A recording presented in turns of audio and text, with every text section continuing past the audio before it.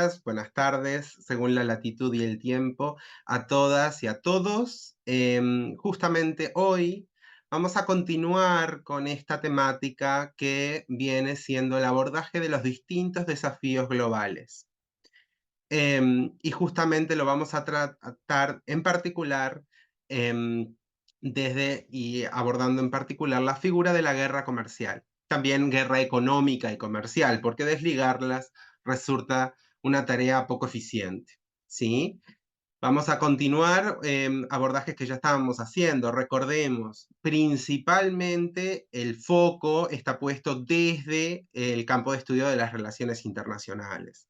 Esa es la prioridad en términos como desde el punto de desarrollo, lo cual no significa que desde ese lugar podamos hacerlo todo, sino que justamente en este tipo de elementos, como ya hemos visto en clases anteriores sobre materias de guerras híbridas y luego en el siguiente desglose que venimos haciendo de los distintos desafíos globales, justamente son temáticas que requieren pluralidad de artes y de saberes para justamente poder tanto conceptualizarlas como caracterizarlas, entender su impacto, la idea de dimensionarlas y ver cómo se configuran a nivel internacional.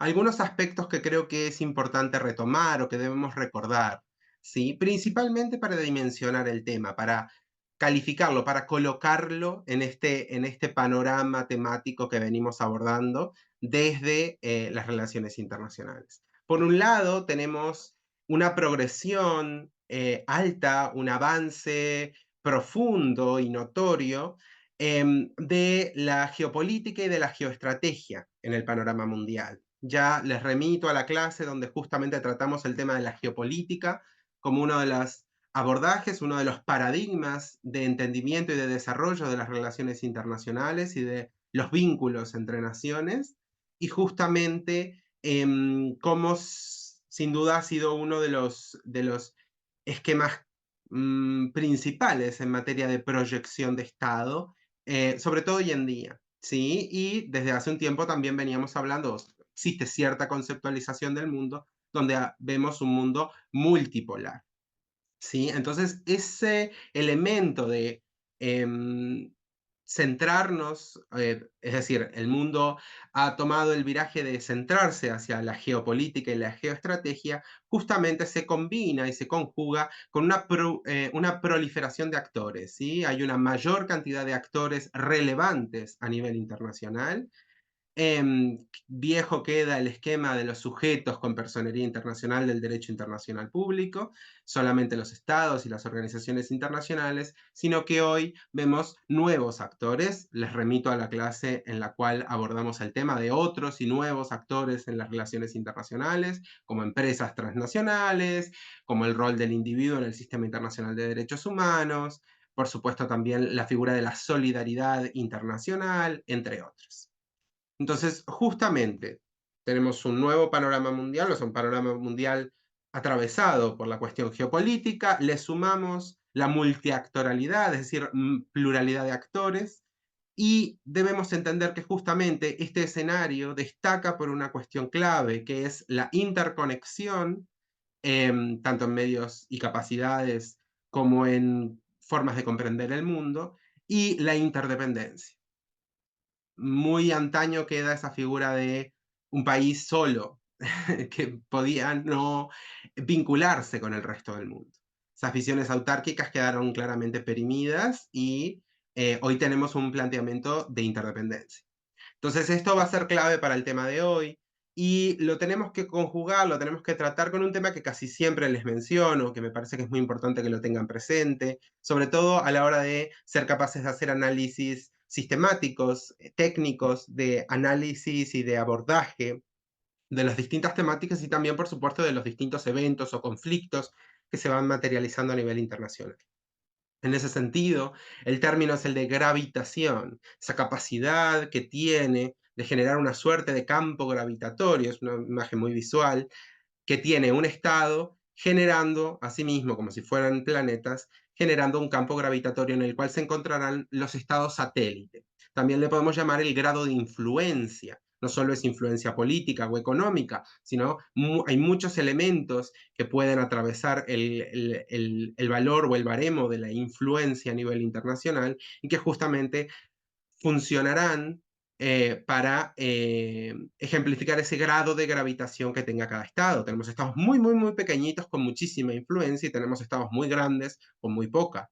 Entonces, hay cuestiones a nivel regional, de situación geográfica, cuestiones de capacidad de PIB, elementos de indicadores tanto sociales como políticos, aspectos culturales, posicionamiento en el mundo, ideologías, tipos de gobierno. Hay muchos factores, pero el elemento gravitatorio sigue siendo una cuestión esencial y nos va a importar mucho para entender cómo conjuga con esta mecánica de las guerras comerciales.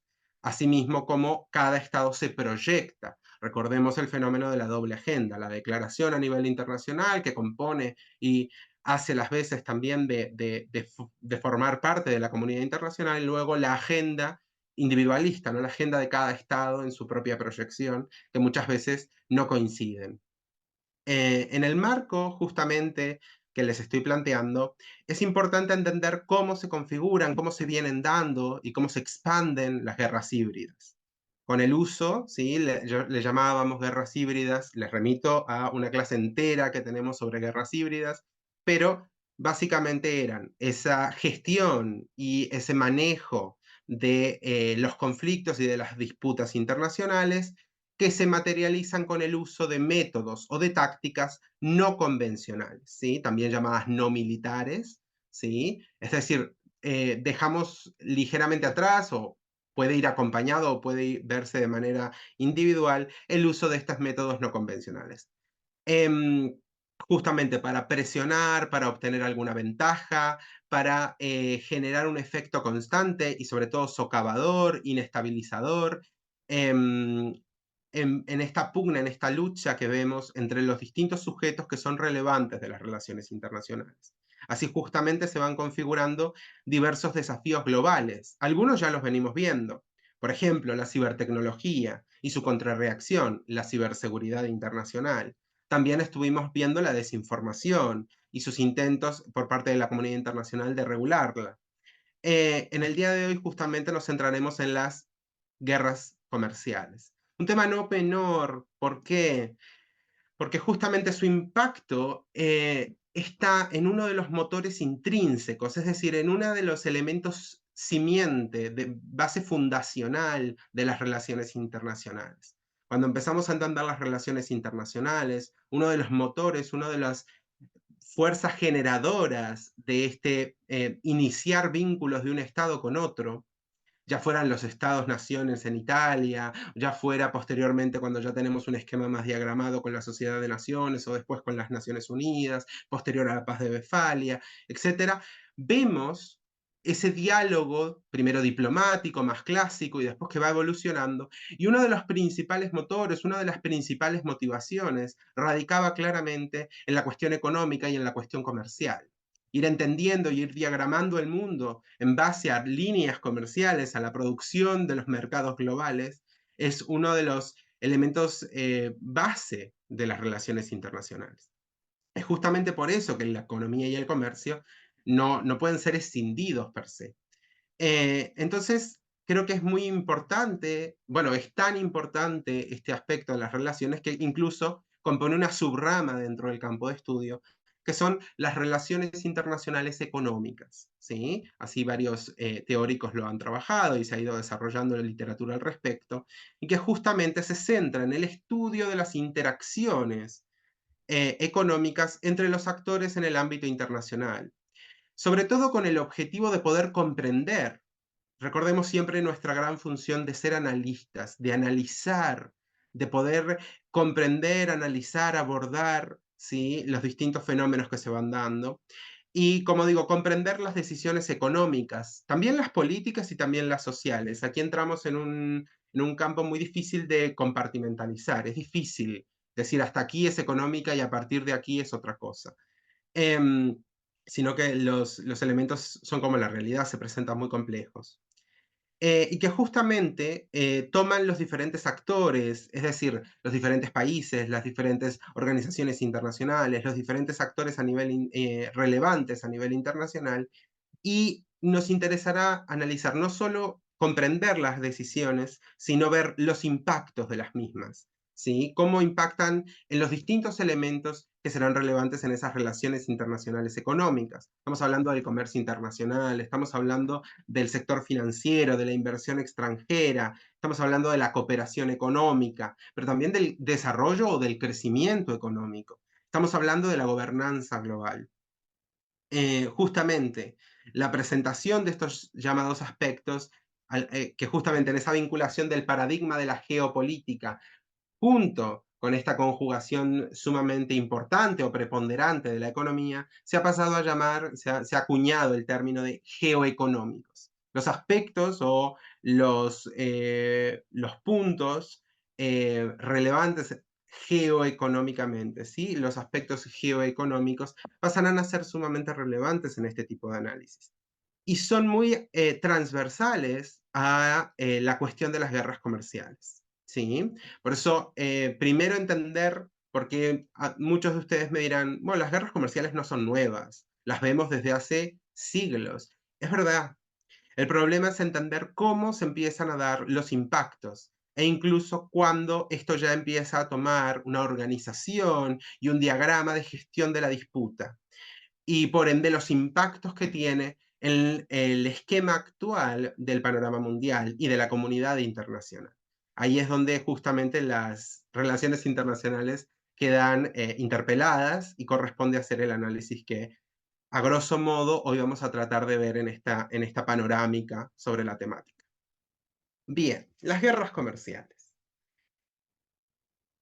Básicamente las podemos enmarcar justamente dentro de las guerras híbridas, como les venía comentando, y se caracteriza por ser una serie de medidas. Recordemos que las guerras híbridas justamente uno de los elementos bases es el uso de tácticas o medidas no convencionales. Entonces la guerra comercial en realidad va a ser más visual o más fácil de distinguir en base a las medidas que se tomen, que principalmente van a ser de carácter o van a ser orientadas a la cuestión económica y a la cuestión comercial, ¿sí? Justamente van a ser tomadas por dos o por más países. Normalmente necesitamos dos para poder tener una disputa, más allá de que después tengamos lo que son las acciones unilaterales, pero en sí la disputa, el conflicto suele materializarse como mínimo en dos países, y además con el fin de proteger sus propios intereses económicos, ¿sí? Nos tratamos de autopreservar, es casi un sentimiento base de los seres humanos y por proyección nuestras creaciones, como son las relaciones internacionales, la comunidad internacional, etcétera, claramente tienen impresa esa mecánica, ese proceso. Entonces, esa idea de proteger nuestros propios intereses económicos muchas veces no está proyectada en esa idea que habíamos visto cuando estuvimos viendo el crecimiento económico y el medio ambiente en el derecho internacional medioambiental del desarrollo sostenible, donde no tenían por qué ser en detrimento, sino que aquí justamente las medidas van a ser la gran mayoría de las veces en detrimento de otros, ¿sí? De los intereses de los demás.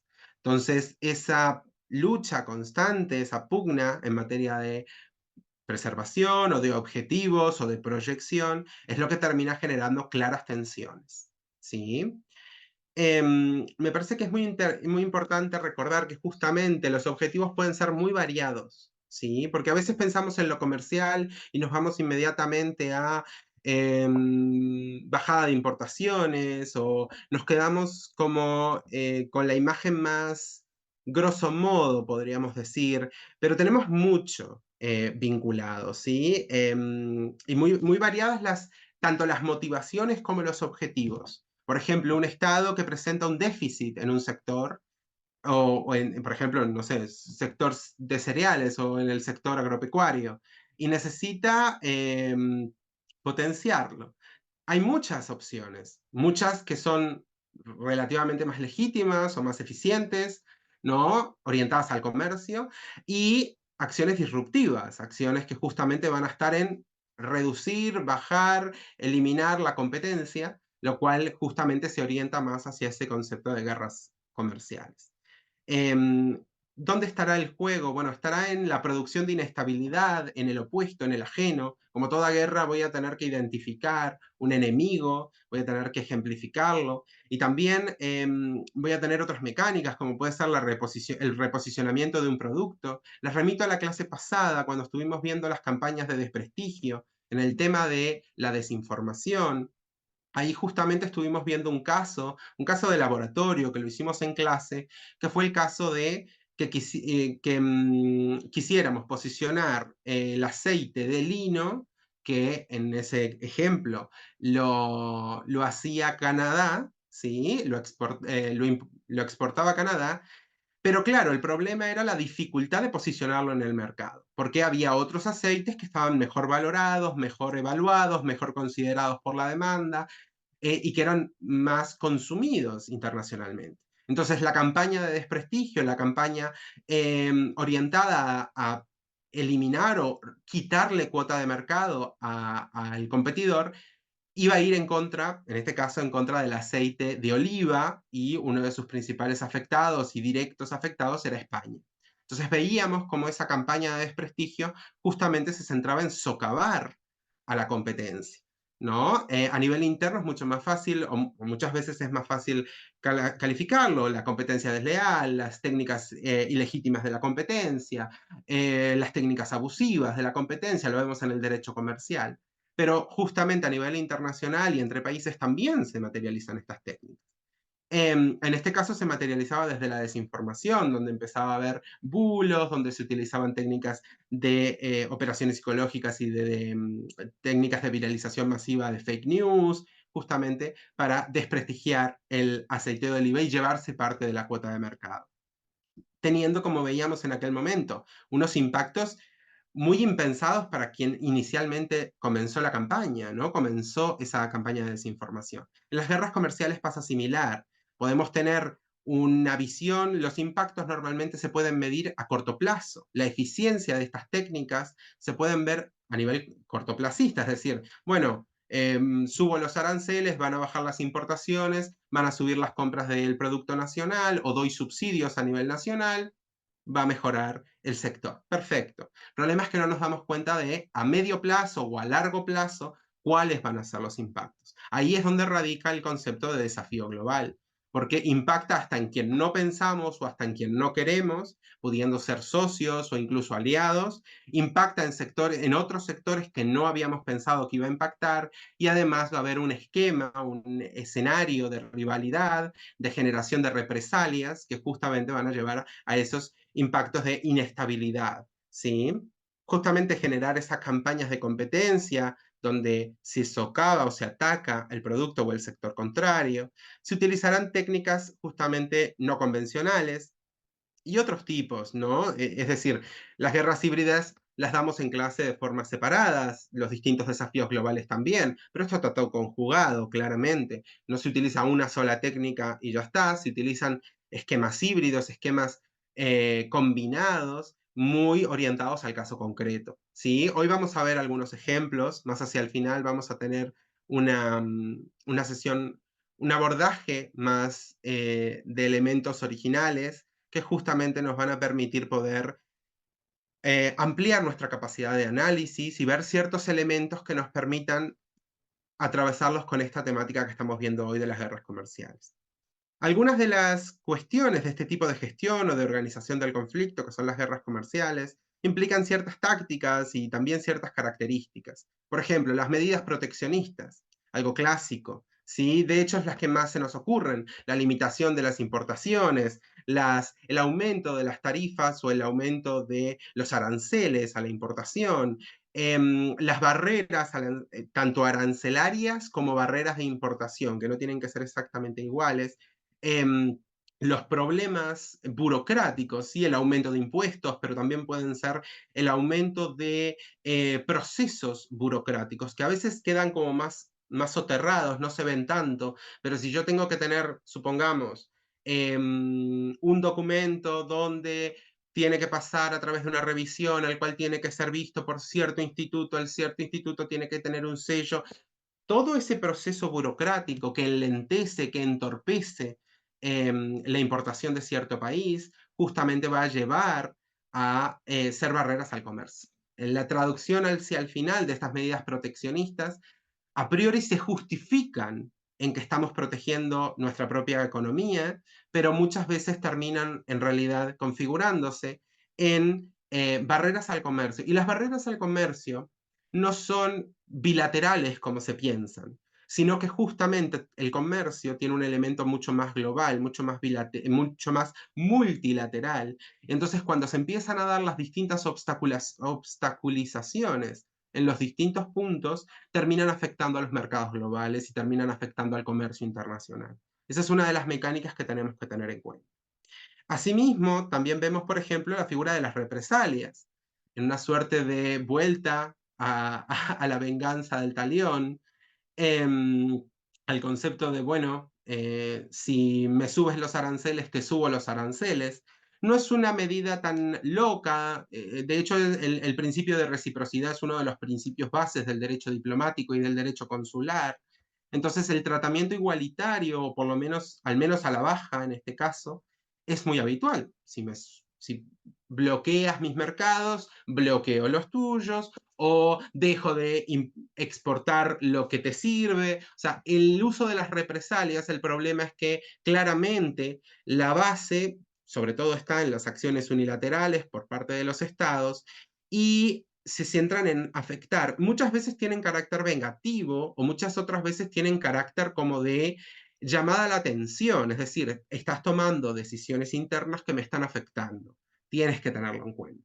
Suele haber además una gran distensión de las relaciones diplomáticas, ahora lo vamos a ver con el último punto, y además suelen estar aparejadas las represalias en un escalado, ¿sí? Recordemos que las guerras escalan, escala el conflicto, escala la beligerancia del mismo, y en este caso las distintas medidas van como tomando cada vez un cariz mayor. Entonces, en ese punto creo que es muy importante tener en cuenta que el aumento de las represalias y esa suerte de partido de tenis, ¿no? A ver quién le pega más fuerte a la pelota para que le pegue al contrario, llevan justamente a un aumento constante de las tensiones, ¿sí? Más hacia el final vamos a estar viendo un ejemplo, no tanto un ejemplo de laboratorio, sino un ejemplo real, que lo tenemos muy cercano en el tiempo, que tampoco es que esté superado, y vamos a poder analizar parte de estos elementos justamente contrastando con ese ejemplo que vemos presente, que no vemos, etc. Por supuesto, lo que les comentaba recién, el impacto en la economía global. La economía es global, más allá de los distintos aspectos de cada nación y las distintas dinámicas, que esto claramente se traduce en los esquemas de influencia, en los esquemas de los esquemas de gravitación de las naciones, lo cual no significa ni que sea igualitario, ni tampoco significa que esté aparejado, ni tampoco significa que sea perfecto, pero sí es verdad que se ha ido generando una arquitectura justamente en esa idea de globalización interdependiente, sobre todo a nivel del comercio y a nivel del mercado, a nivel del transporte de mercaderías, a nivel de los mercados globales, que justamente las guerras comerciales son anticomerciales. Ese es uno de los aspectos que tenemos que entender. De hecho, hay una vieja frase que dice que las guerras son de por sí, las guerras en sí mismas son anticomerciales, aunque hay posiciones encontradas sobre esa afirmación. Aquí sí podemos decir que las guerras comerciales en sí mismas terminan operacionalizándose justamente e instrumentalizándose en medidas que son anticomerciales. ¿Sí? Son obstáculos, son impedimentos que van en detrimento del crecimiento económico, de la estabilidad o de la fijación de los precios, van en contra de las inversiones extranjeras, afectan a la confianza empresarial, también afectan a la confianza de los consumidores, generan una volatilidad en los mercados financieros, que no es nuevo, o sea, estamos viendo actualmente, lo vemos en Europa, lo vemos en Estados Unidos, lo vemos en lugares donde antes no lo veíamos tanto, incluso lo vemos por supuesto en otros sectores, como pueden ser en los países en vías de desarrollo, el aumento de la inflación, los esquemas de desestabilización o de problemas de provisión de los bienes importados, aumento de los bienes importados, esquemas de bueno, problemas de dumping, donde los propios bienes terminan saliendo más caros dentro del país que fuera. O sea, tenemos una inestabilidad que justamente lleva a ese concepto de además una crisis de riesgo país constantemente. Esto lleva a incertidumbre, lleva a inestabilidad, lleva a problemas en las proyecciones y justamente altera estos planteos en materia de relaciones internacionales y, si nos ponemos más en concreto, relaciones internacionales económicas. Justamente, esto no solo tiene como su faceta económica, sino que claramente esto se materializa en las relaciones internacionales, en esos vínculos entre los distintos sujetos relevantes de la comunidad internacional. Por ende, afecta en sí a la propia comunidad, lo cual justamente llevará a ese impacto directo en la diplomacia, ¿no? En las relaciones diplomáticas. Las tensiones comerciales que a priori pueden ser por un producto o que parecen simplemente una cuestión de, bueno, competencia, algunos dirían, en realidad van a llevar justamente a una afectación de todo el sistema de coordinación, ¿sí? De ese sistema de coordinación de los distintos países, de las distintas naciones y de las organizaciones internacionales. Va a llevar a una consecución, a un problema en la consecución de la cooperación internacional. Si antes decíamos, es difícil llegar a acuerdos en el plano de la gestión de la cibertecnología o de los ciberataques y de la ciberdelincuencia, es complicado generar normas internacionales que atiendan a la cuestión de la desinformación. Claro, decíamos, uno de los principales problemas es que no se da una buena cooperación internacional, los países no cooperan, no se ponen en sintonía. Y justamente la guerra comercial va a atacar directamente a eso. Es decir, los países están enfrentándose, están en tensión, no van a tener buena cooperación. ¿Sí? Es un desafío que opera directamente contra uno de los mecanismos que podría solventar muchos de los demás desafíos, y este mismo también. Entonces, termina siendo muy virulento, muy complejo, justamente. Afectando, por supuesto, por extensión a la seguridad regional, a la seguridad internacional, a la política exterior, a la colaboración en los temas globales. Es decir, tiene un esquema que no se queda solamente en lo económico. Y eso es lo que más me importa que también recuerden. Las guerras comerciales no son ni exclusivamente comercial o un tema exclusivamente económico, sino que sus impactos son, como todo desafío global, son globales, son mundiales. ¿Sí? Los vemos en muchos temas, a nivel social, cultural, económico, político, ¿sí? Trasciende y justamente también sus impactos. De ahí la relevancia no solo de conceptualizarlo, no solo es saber qué es una guerra comercial o saber qué es una guerra híbrida, sino entender justamente los impactos que tiene. ¿Sí? Y que incluso quien comienza la guerra o quien forma parte de la misma no puede dimensionar o gestionar los impactos de la misma. Ahí es donde está justamente esta dinámica compleja sobre las consecuencias y los impactos en términos de dimensión y de alcance de las guerras híbridas y por extensión, por supuesto, de los distintos desafíos globales. Muy bien. Uno de los aspectos clave cuando tratamos estos temas es el tema de qué hace la comunidad internacional, me lo preguntan siempre. Qué está haciendo, qué va a hacer, cómo se lo toma, cómo reacciona, porque justamente un desafío requiere una gestión del desafío, ¿sí? Entonces, la comunidad internacional está en jaque. Lo veíamos ya con los otros desafíos internacionales, ¿sí? Lo cual no significa que justamente estas consecuencias, estos aspectos de la comunidad internacional no traten de ser gestionados. El desafío está siendo, en la medida en que lo sabe y puede la comunidad internacional con sus métodos más clásicos, les remito a la clase donde hicimos una problematización y un cuestionamiento sobre el sistema actual de las organizaciones internacionales y donde justamente veíamos varias críticas fundadas en el modelo de las organizaciones internacionales y su capacidad y alcance.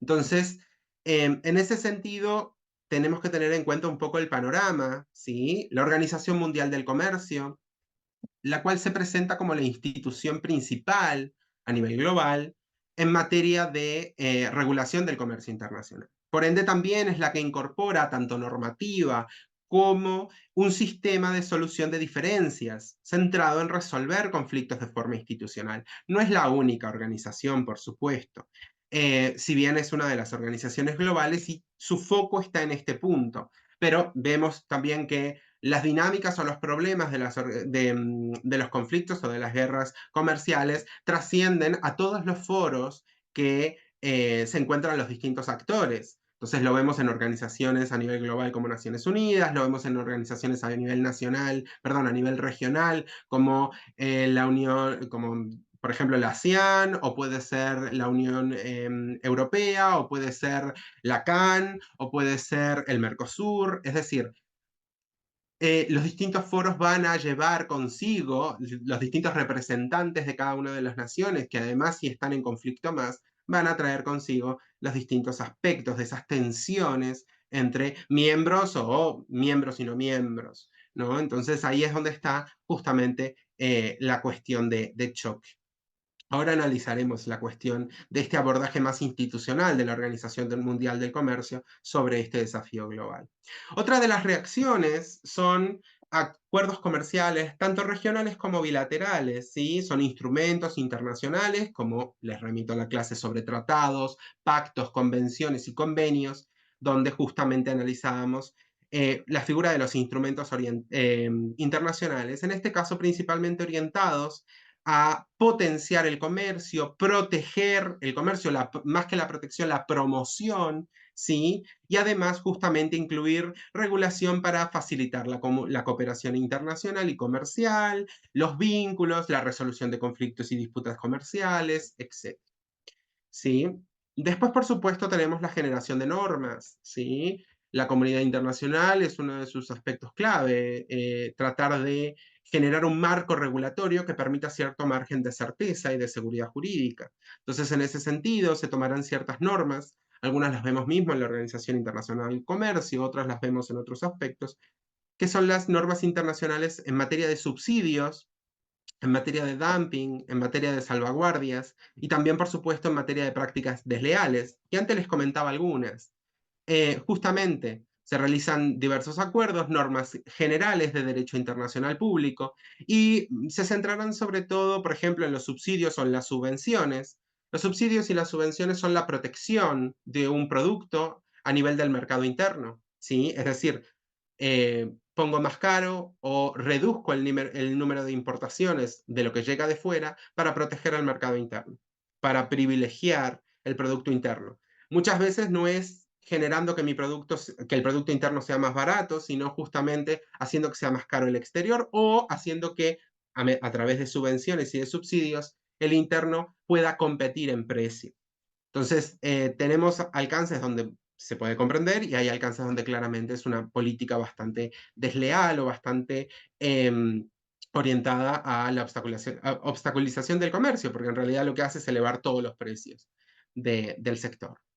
Después, por ejemplo, tenemos el dumping, que justamente es la discriminación o la baja desleal de precios, ¿sí? Con esquemas de discriminación de precios.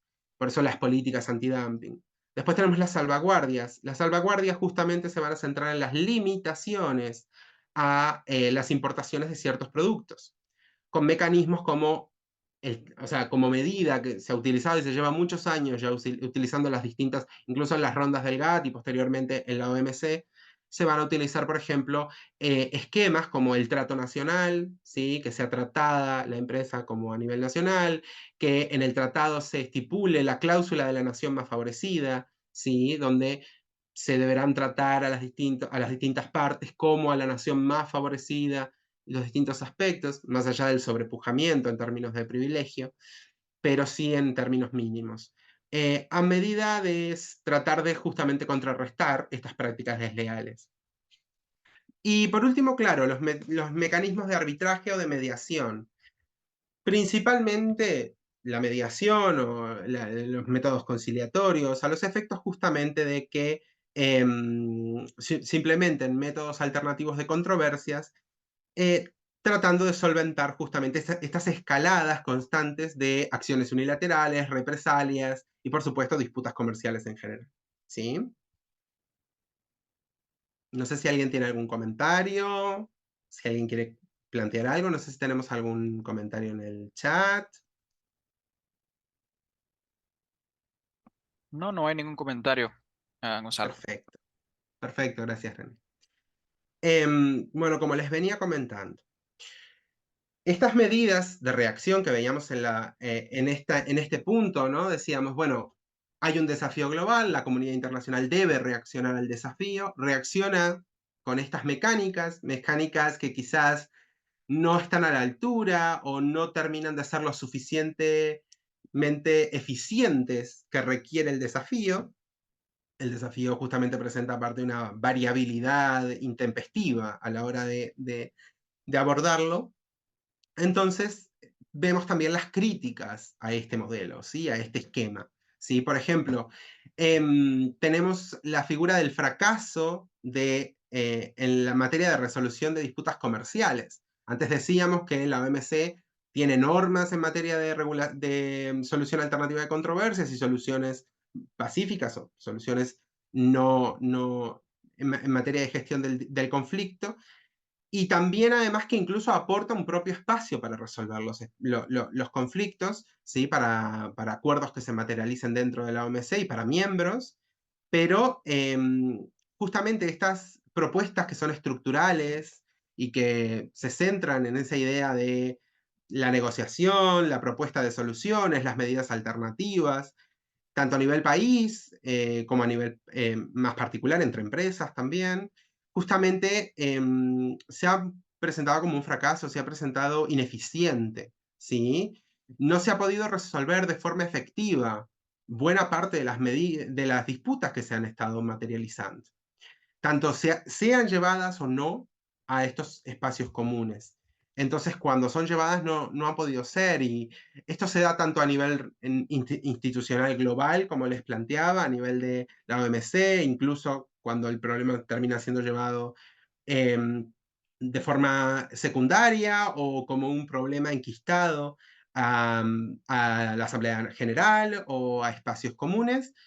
También, por supuesto, a nivel regional, estamos hablando de la Unión Europea, del Mercosur, donde sus propios miembros tienen problemas y fricciones en materia aduanera, materia arancelaria, entre otros. Y por supuesto también cuando esas cláusulas de solución alternativa de controversia, solución pacífica, eran trasladadas como copia y pegue eh, a los tratados y a los instrumentos bilaterales. Bueno, también la bilateralidad depende mucho de la voluntad de las partes, y justamente la tendencia hacia lo que vemos al principio, esas acciones y medidas unilaterales han llevado a que un mundo más globalizado, más conectado, más multilateral, pero justamente la tendencia es un aumento de las medidas unilaterales. Ahí es donde vemos como esa contradicción, ¿sí? Y justamente esto lleva a una escalada de tensiones profunda, justamente un uso constante de esquemas de represalia y de contramedidas. Esto claramente lleva a otra crítica, ¿no? Al impacto que estas guerras tienen, de las guerras comerciales y de los esquemas contrarios como medidas implementadas por la comunidad internacional. Afectan a los países en desarrollo, pero también afectan a las propuestas mundo. Como les decía antes, vemos afectado el sistema de coordinación, vemos afectada la cooperación internacional, vemos afectados los esquemas y los modelos en materia de el acceso a los mercados globales. Es así que justamente las regiones más periféricas se ven afectadas por mayores imposiciones arancelarias, porque hay una escalada en las barreras al comercio, problemas en el acceso y barreras en el acceso a los mercados globales y a los mercados internacionales, creación de obstáculos en su propio desarrollo económico. Entonces, a veces pensamos que el conflicto es entre dos, y lo entendemos así, pero a veces escala y justamente los impactos de esto no lo pueden medir ni siquiera esos dos que toman las medidas iniciales de ese conflicto. Ahí es donde el análisis se amplía, se abre como una especie de abanico, una horquilla, y presenta elementos insospechados en materia de impactos. Por eso la relevancia de tener el ojo avisor, el análisis crítico, justamente para poder encontrar estas afectaciones en el panorama global. ¿Sí?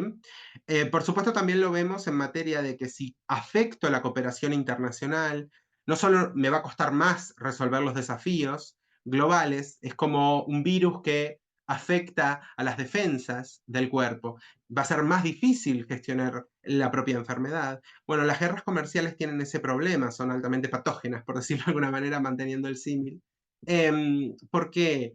Porque afectan a la cooperación. La afectación de la cooperación internacional, la ruptura de buenas relaciones diplomáticas, justamente termina afectando no solo a nivel comercial, sino va a afectar también a las propuestas mundo.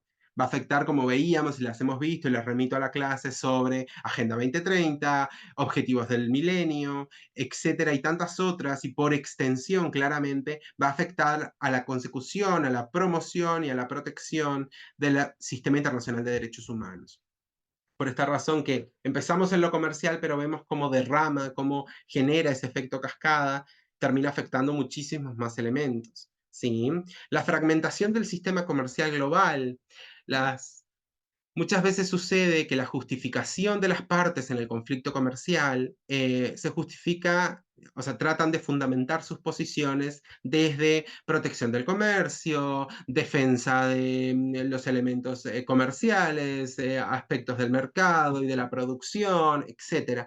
Pero lo que no están entendiendo es que justamente la división, la segregación, la reformulación de zonas de influencia que justamente están compartimentalizadas por esa base geoeconómica, lleva a debilitar la integridad del sistema comercial y justamente lo que termina generando es mayor incertidumbre de los operadores comerciales internacionales. Esto es en claro detrimento, o sea, las guerras comerciales son una afectación directa en detrimento del comercio.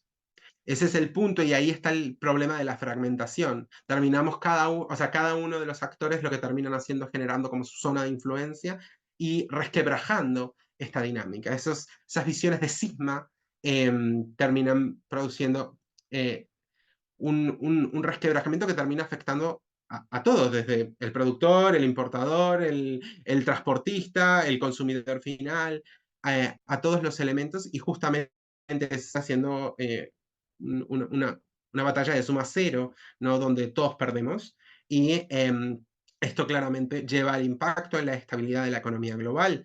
Esta es la consecuencia más profunda, es el elemento que no solo es a corto plazo, sino que es el más difícil de medir a corto plazo, o sea, a medio y a largo plazo, ¿no? El cómo se va instaurando justamente un socavamiento de la estabilidad de la economía global, la incertidumbre, la volatilidad, la afectación del crecimiento económico, ya no solo en países en vías de desarrollo, también en países desarrollados, también en los nortes y en los sures, es decir, se empieza a dar justamente una afectación de las poblaciones, la reducción de las inversiones por el alto riesgo, la imprevisibilidad de los mercados, la reducción de las mismas inversiones. Esto va a llevar justamente y lleva a una afectación directa en el comercio y en la economía mundial. Esa suerte de desaceleración o esa suerte de reducción claramente no va aparejada a mayor población, a mayor proyección, a mayor esquema, a intentar mantener el desarrollo, a intentar mantener aspectos conseguidos o consagrados, y eso es lo que termina generando una fricción muy grande entre lo que se está materializando y los impactos de las guerras comerciales frente a lo que inicialmente pudiera ser esperado o la gestión del conflicto a nivel inicial. Muy bien. Lo que vamos a ver, si les parece, lo que me interesa, en cierta medida, es tomar un ejemplo. ¿Sí? La vez pasada trabajamos, porque muchas veces es muy útil en clase, trabajar la figura de los casos de laboratorio, ¿no? Son, como veíamos, ese conflicto en materia de desinformación, campaña de desprestigio que les decía antes, ¿no? Entre Canadá y España, que no existe. Pero en este caso, la guerra comercial no solo es cercana, no solo nos suena a todos, no solo la vemos y la leemos en los medios de comunicación, sino que es un tema actual.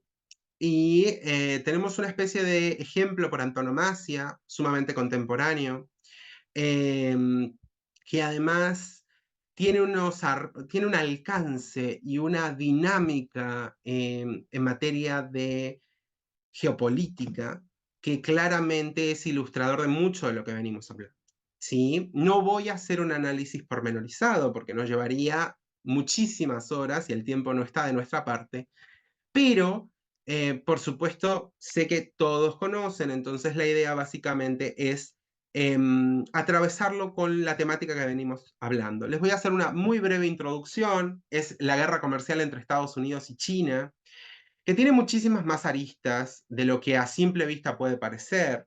Y después vamos a hacer un ejercicio, una dinámica interactiva, justamente tratando de poder atravesar lo que vimos, lo que estamos estudiando y lo que venimos planteando, ¿sí? El desarrollo de los distintos puntos de las guerras comerciales, sobre algunos aspectos que vemos, algunas medidas y algunos fenómenos que se van dando vinculados a la guerra comercial entre Estados Unidos y China.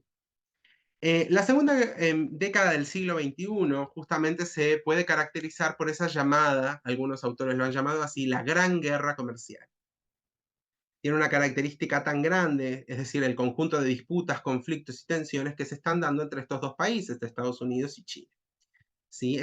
Las implicancias, los abordajes en el caso son múltiples, evidente, así como las lecturas, así como los análisis. Aquí no lo vamos a abordar todo, tampoco vamos a hacer ninguna suerte de lista con todos los aspectos, eso es imposible, pero sí me interesa justamente que lo podamos materializar en un ejemplo real lo que venimos hablando, que no solamente es una cuestión teórica, una cuestión de clase, sino que la idea también es que esto pasa, esto es realidad y justamente es el mundo en el que vivimos. Y eso tiene un efecto a la hora de analizarlo. ¿Sí? Tratemos de aplicar todos nuestros elementos, nuestras capacidades y herramientas de análisis para justamente profundizar un poco más. Unos breves comentarios, ¿sí? Para entender un poco la dinámica de hasta dónde, o sea, en el escenario en que se empieza a materializar el conflicto, tenemos que tener presente justamente que China comienza su apertura comercial al mundo, su apertura al mundo en general, pero en particular comercial, en los años 70, con un transitar lento, acompasado, ¿sí? Pero que primero va a ser miembro observador, observador y luego miembro de pleno derecho de la OMC en el año 2001, justamente donde hay como un ingreso más concreto al mercado internacional. ¿Sí? Lo cual lleva a que el propio mercado internacional, estamos hablando ya del 2001, tenga que ir como adaptándose a ese ingreso de ese gigante que es China, con otras miradas, otros esquemas, otras mecánicas, ¿sí? En materia de desarrollo comercial, ¿sí? Por contraposición, el escenario en el que esto se manifiesta, ¿sí? Está, es decir, cómo conceptualizar la economía mundial y el escenario comercial mundial. Como digo, entre los 70 y el 2001 perfectamente, y después, por supuesto, hasta nuestros días, claramente se ve configurado luego de Bretton Woods, ¿sí? Luego de la Segunda Guerra Mundial, cuando se da ese diseño, bueno, de la divisa internacional, las entidades internacionales de crédito dentro de Naciones Unidas, como es el Fondo Monetario Internacional y el Banco Mundial, además de varios esquemas que son la base del modelo estadounidense.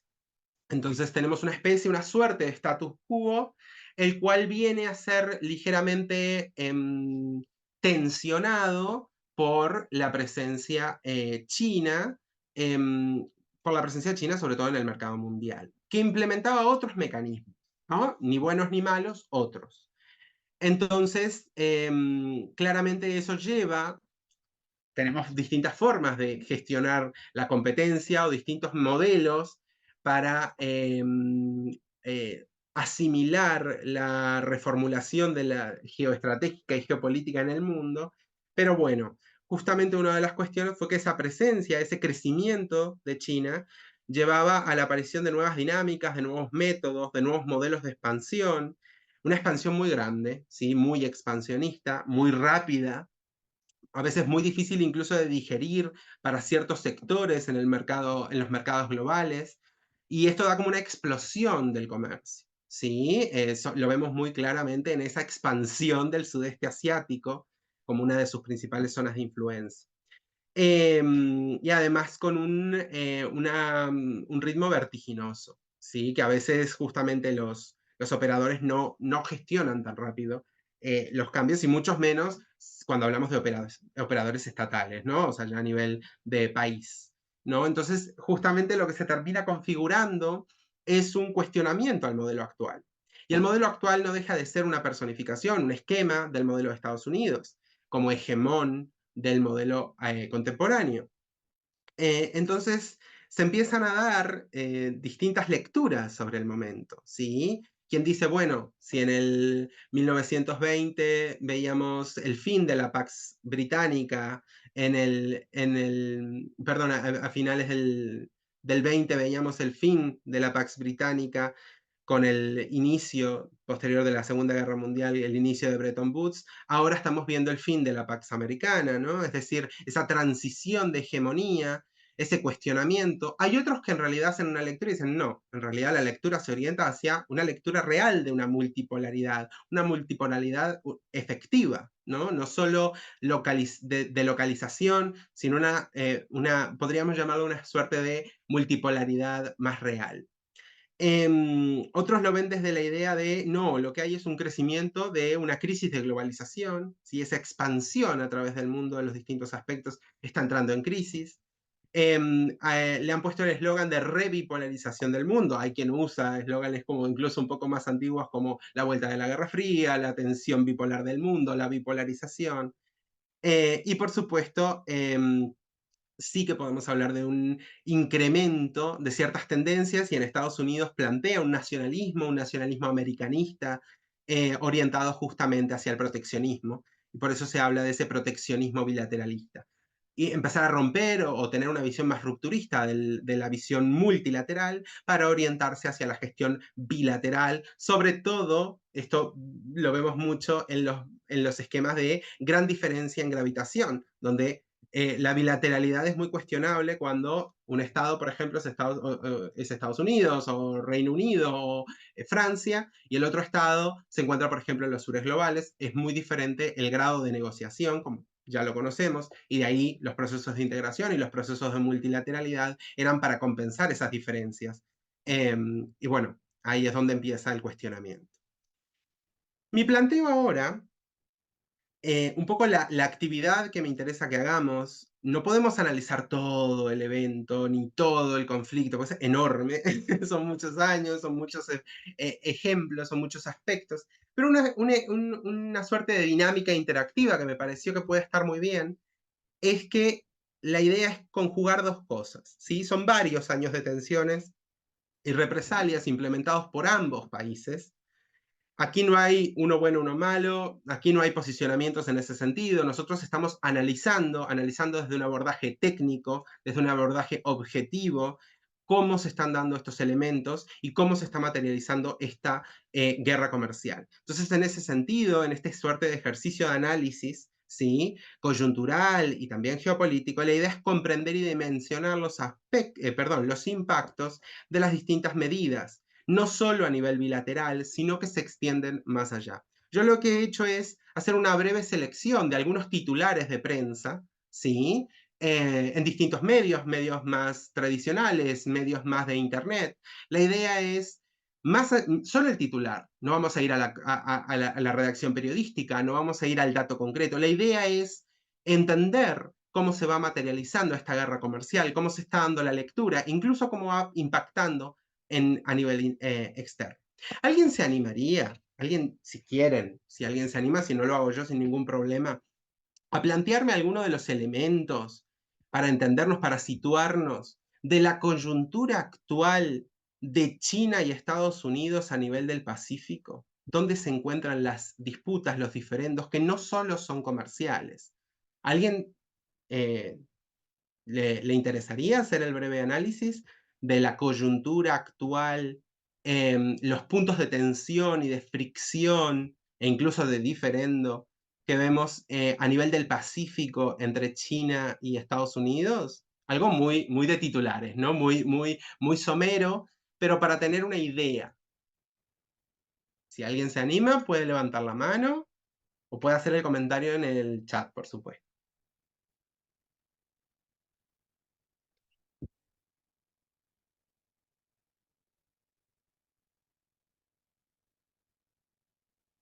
No veo comentarios en el chat, Muy bien. Gonzalo. No pasa nada, no es un tema fácil, no pasa nada. Nadie les apura ni tampoco se sientan compelidos para nada. La idea era si alguien quería plantear algún punto, ¿sí? Son muchos Veo a los aspectos. Herminda Gonzalo. Ah, sí, Ujú. adelante.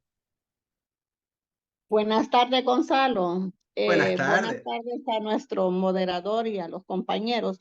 Bueno, yo soy de Honduras y Ajá. actualmente hemos visto las reacciones que han ocasionado. Honduras ha sido Se le cortó la comunicación, Herminda.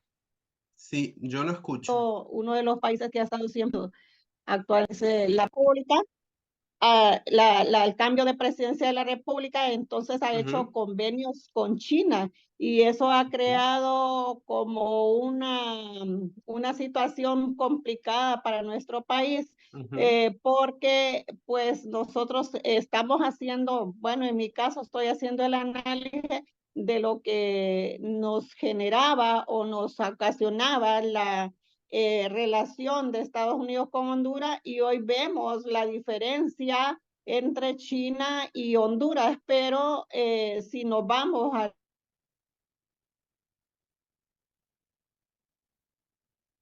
Sí. Se cortó la comunicación, Herminda. sí, Sí.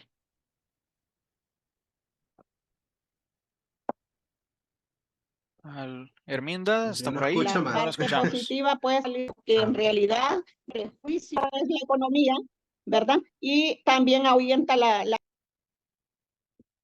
Ujú. Bueno, Bueno, para un poco si para me completar lo que escucha, plantea okay. Herminda, hay un tema muy interesante que traes, Herminda. Yo, como sabrás, no me da el tiempo para abordar todo, pero Honduras es uno de los 12 o 13, no me acuerdo exacto, pero imaginemos que si hablamos de un mundo donde tenemos 200 estados, Honduras es uno, o hasta hace poco lo era, de los 12 o 13 países, solamente una docena de países en 200, que no considera la tesis de la China única, ¿sí? Es decir, que China y la capital de China es Beijing y que el gobierno de China es Beijing, ¿sí?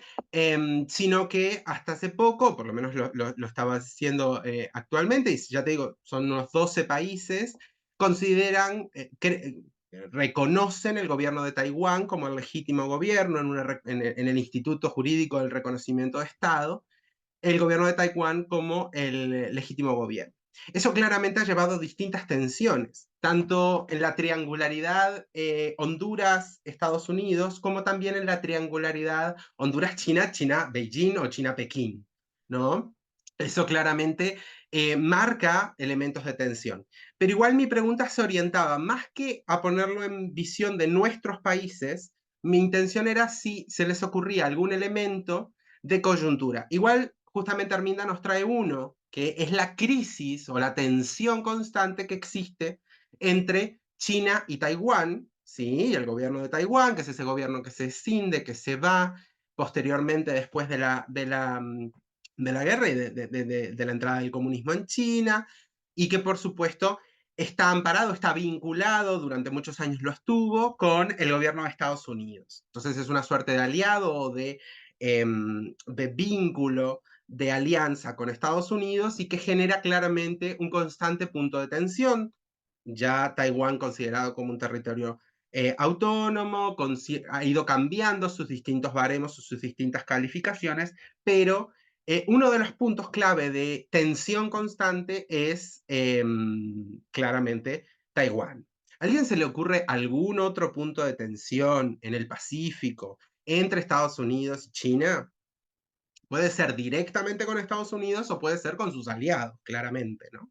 Es para intentar tener una visión una visión geopolítica o geoestratégica del lugar. A veces no estamos tan familiarizados con el Pacífico, sobre todo del Mar del Sur de China o del Mar del Este de China. Entonces, para tener esa visión y entender un poco de lo que estamos planteando. Maestro Em, Gonzalo, sí, Adelante. Buenas tardes, maestro Gonzalo. Buenas tardes. Soy Alberto Sierra. Sí, adelante.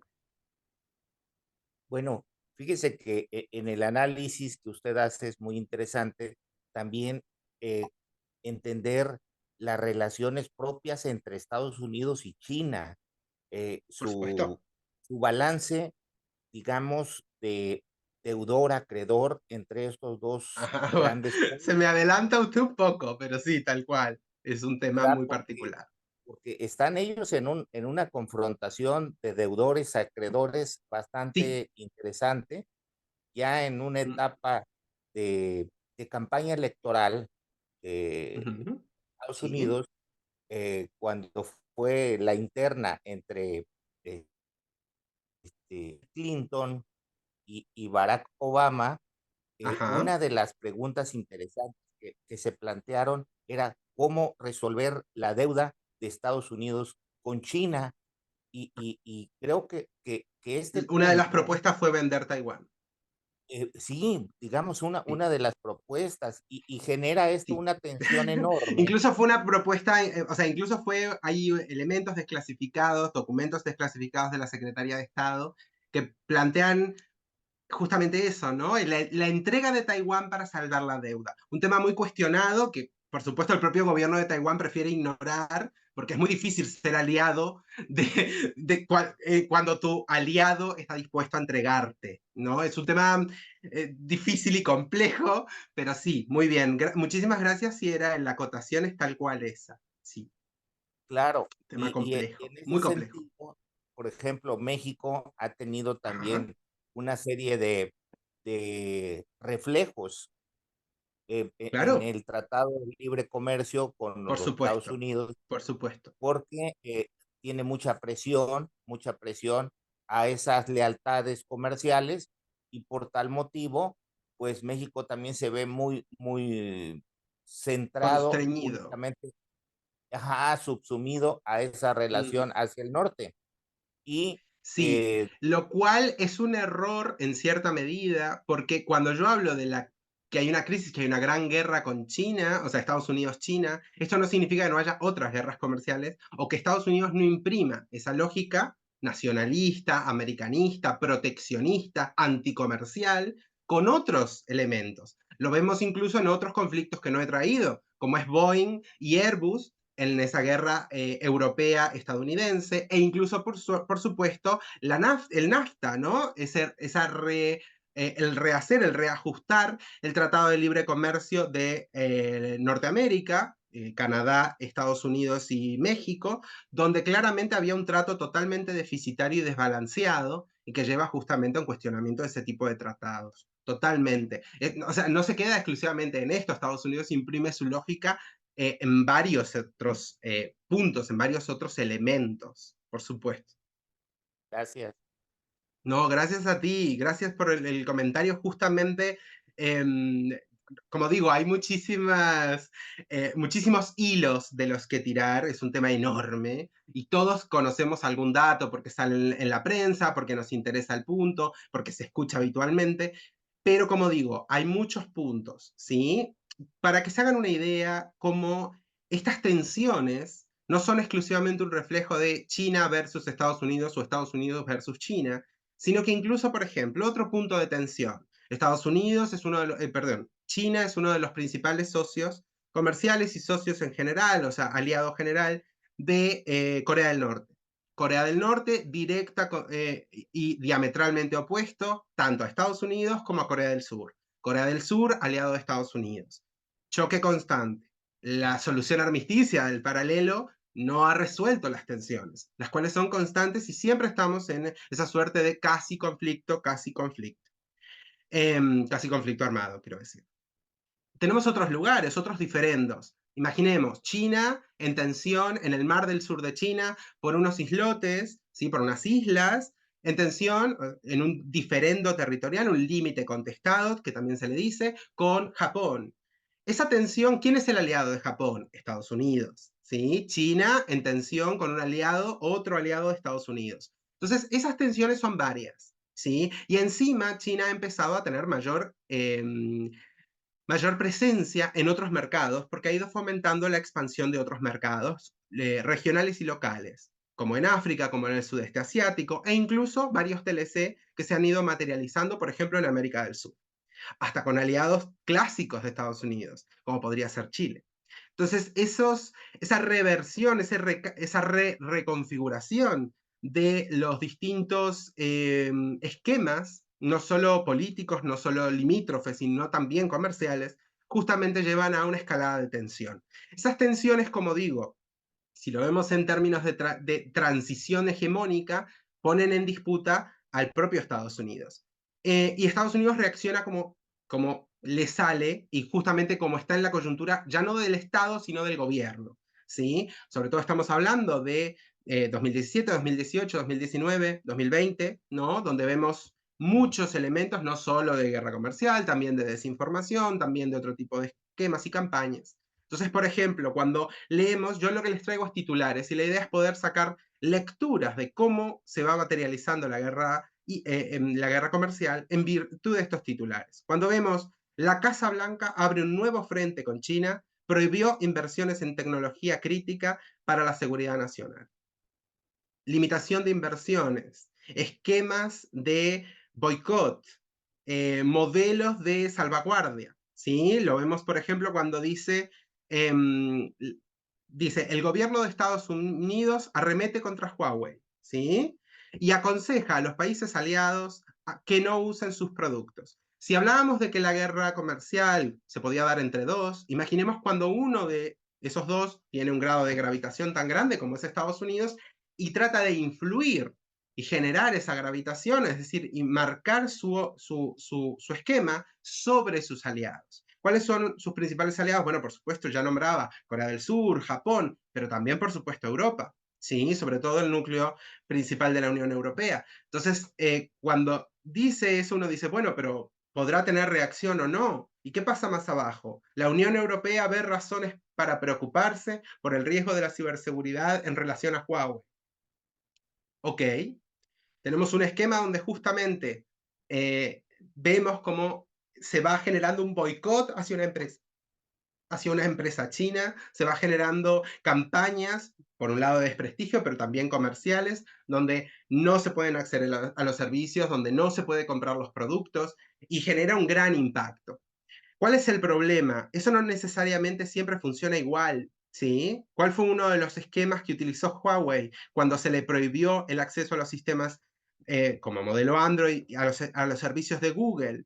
Bueno, Huawei dijo, vale, muy bien, ok, voy a hacer mi propio sistema operativo. La reacción, la represalia o la contramedida, que no es necesariamente una represalia, en realidad termina afectando al propio Estados Unidos. Es como aquel viejo dicho, por lo menos en el Río de la Plata, que es tirarse el tiro en la pata, es tirarse el tiro en nuestro propio pie. ¿Por qué? Porque Estados Unidos, generando un boicot y haciendo modelos de bloqueo, lo que termina produciendo es que Huawei sea más independiente y más autónomo. Un primer impacto a corto plazo no podía medir a largo plazo lo que iba a pasar. Entonces, Huawei es más autónomo y de hecho cierra el 2023 con muy buenos números, con un aumento de ventas e incluso con una campaña a nivel interno donde muchos chinos dejan de comprar iPhone y pasan a comprar Huawei. Entonces eso termina generando una bipolarización del mercado que no le sirve ni siquiera al propio, al propio país que implementó la medida. Por eso decimos que no son en sí comerciales, son medidas proteccionistas anticomerciales. Por ejemplo, una reacción que sí que no lo podrían haber pensado es que, claro, cuando vemos que Huawei, que es una empresa de mi mismo estilo, de mi mismo sector, y que es China igual que yo, se ve afectada, lo que decido hacer es, yo también me vuelvo autónomo y no dependo de Google. Eso es lo que está haciendo Xiaomi, lo vemos ahí, los móviles de Xiaomi que se actualizarán al nuevo sistema operativo de HyperOS. ¿Qué estamos diciendo aquí? Justamente Xiaomi dice, yo no espero al boicot, no espero a que me generen las restricciones de importación. Directamente empiezo a desarrollar mi propio sistema operativo. Esto empieza a aumentar en términos de producción. El problema es que las posiciones son muy diferentes. Estados Unidos tiene una tendencia mucho más beligerante y mucho más de ataque, lo cual no mide la dependencia que tiene de ciertos esquemas de China. No solo en sus políticas de China como acreedor, por ser uno de los principales tenedores de deuda, sino incluso de las cadenas productivas. ¿Cuántas cosas se hacen en China? Entonces, la relocalización que hoy en día se están tratando de llevar hacia Bangladesh, hacia otras partes del sudeste asiático, no es inmediata y claramente sigue habiendo elementos que solo se dan en China. Entonces, no es tan fácil decir, bueno, ya está, no dependemos de China, nos desvinculamos plenamente. Eso genera claramente más incomprensión del mercado de lo que en realidad es, porque no funciona hacia el mundo, más allá de lo que pueda decir el presidente o la presidenta o quien sea que esté generando la política, ¿sí? De hecho, ese entrecomillado que hace France 24, cuando dice Estados Unidos violó las reglas comerciales con aranceles impuestos a China, significa que hubo medidas proteccionistas basadas en barreras arancelarias, como veíamos antes. Eso lo confirma, tras analizarlo, en la Organización Mundial del Comercio, ¿sí? Entonces, las consecuencias no tienen que ser la organización que te penalice. Las consecuencias las tiene el propio Estados Unidos. Y claramente el cuestionamiento a un modelo. Ese es el problema, ¿sí? Vemos incluso consecuencias que no son las que uno pudiera esperar. Lo veíamos recién hablando de Taiwán. China suspende acuerdos de cooperación con Estados Unidos y sanciona a Pelosi como represalia por su viaje a Taiwán. ¿Sí? El reconocimiento constante y las tensiones con Taiwán siguen siendo un problema de límite contestado e histórico. Hay que tener mucho cuidado para la gestión diplomática del tema. E incluso les traigo otro, ¿sí? Del MIT Technology Review, justamente vemos indemnización histórica por el despido de una científica chino-estadounidense. Ustedes me dirán, ¿eso qué tiene que ver? Eso no es nada que ver con la guerra comercial, eso no tiene nada que ver con lo que estamos hablando, no es un arancel, no es una medida proteccionista, no. Pero en realidad, el problema, como les decía antes, estos desafíos globales, cuando se toman medidas, no son solamente el desafío que se toma o el esquema que se utiliza, sino los impactos a medio y largo plazo. Eso es lo difícil en este punto, ¿sí? Uno de los ejemplos es el aumento de la xenofobia, ¿sí? El odio y el rechazo hacia las personas de China y hacia las cosas de China, ¿sí? Entonces ese odio, uno de los esquemas que se materializaron, sobre todo durante la administración Trump, fue un aumento de la xenofobia incluso a nivel institucional, y se despidió, ¿sí? Se echó a numerosos académicos, doctores, doctoras, PhDs, también científicos e investigadores que tenían ascendencia o china o asiática, no solamente china, aunque parezca mentira, como si fuera todo lo mismo, lo cual evidentemente no tiene mucho sentido, que fueron perseguidos y recibieron esquemas de acoso laboral por pura xenofobia, ¿sí? Y que se fueron materializando y que muchos incluso se han visto en la tesitura de tener que retornar a China. ¿Sí? En China vemos otros esquemas, por eso China también toma represalias. Aquí no hay uno bueno y uno malo, no funciona así. Es una lectura de que las consecuencias son más profundas, no solamente es que, supongamos, la soja va a salir más cara o cierto producto va a salir más caro, o incluso cuando decíamos que los coches eléctricos, Tesla no está ganando la presencia de los coches eléctricos actualmente, el mercado cada vez está más atomizado por los productos chinos y que cada vez también presentan mayor autonomía, mayores elementos, esquemas de nuevas baterías y nuevas alternativas. Entonces, ha sido reconocido por el mismo CEO de Tesla y por otros analistas a nivel, tanto desde espacios occidentales como espacios orientales, en el análisis de cómo se va materializando. Entonces, esta guerra simplemente afecta al comercio y por extensión nos afecta a todos. Eso es lo que tenemos que ser capaces de entender. Por eso esta variopinta selección de distintos temas justamente ejemplifica también medidas no previstas, ¿sí? Impactos no esperados, ¿sí? Como por ejemplo la xenofobia. La xenofobia es un elemento no comercial, es un elemento social, ¿sí? Es un elemento cultural, que además tiene un impacto muy profundo y que podrá durar mucho tiempo, que parecen las casas de brujas de la época de la Guerra Fría, ¿sí? Esos esquemas de persecución, esos esquemas de criminalización, ¿sí? Afectan a las personas directamente. Entonces ya no solo estamos hablando de un barco o 10 barcos cargados de computadoras, sino que estamos hablando de vidas, y ahí es donde esto adquiere una dimensión mucho más profunda, mucho más grande. Y ahí es donde uno tiene que entender la dimensión, lo que les decía antes, el impacto de la Guerra Fría, ¿sí? Perdón, de la Guerra Fría, de las guerras híbridas y en este caso concreto de las guerras comerciales. No solo son anticomerciales, no solo frenan el crecimiento económico mundial, sino que además traen consigo consecuencias que no pueden ser previstas ni siquiera por los propios que tomaron las decisiones, por los que orquestaron o son parte de dicha guerra. Eso es un tema que tenemos que tener muy en cuenta en nuestro análisis y es un tema muy relevante.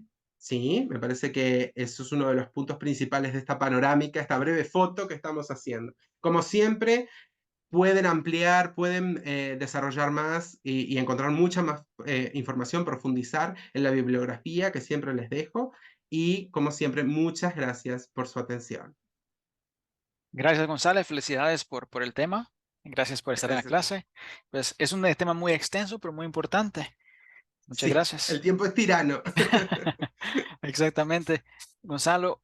Y pues siempre recordar que en unos días la clase estará grabada en la plataforma y la pueden tomar ahí también, si quieren darle una repasada a la clase. Gracias a todos por estar acá. Me Muchas despido y que gracias. tengan un feliz fin de semana cada uno. Muy excelente, gracias Gonzalo, gracias también a usted como moderador y muy feliz fin de semana, que Dios les guarde y les bendiga. Igualmente, Igualmente. Herminda. Igualmente para todos. Hasta luego, Muchas Tomé. gracias, Gonzalo.